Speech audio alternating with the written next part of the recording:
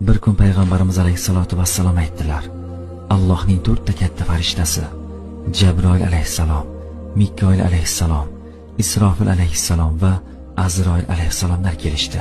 Jabroil alayhissalom menga aytdiki: "Ya Rasululloh, ummatingizdan kim sizga kunda 10 marta salovat aytsa, erta qiyomat kunida uni qo'lidan tutib, Sirot ko'prigidan qushlar kabi uchirib o'tkazaman" dedi. Mikoil alayhissalom aytdiki: "Ey Nabiyulloh, men unga Kavsar hovuzidan chanqog'i qolgunicha ichiraman." Isrofil alayhissalom aytdiki: "Ey Nabiyulloh, u qulning kechirilishi uchun boshimni sajdaga qo'yaman.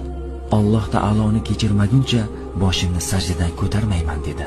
Azroil alayhissalom aytdilarki: "Sizga bir kunda 10 marta salovat aytganning ruhini payg'ambarlar kabi olaman." Buni eshitgan payg'ambarimiz alayhissalatu vassalom: "Bu qanday lutf yo Rabb, bu qanday ehson Allohim" dedilar.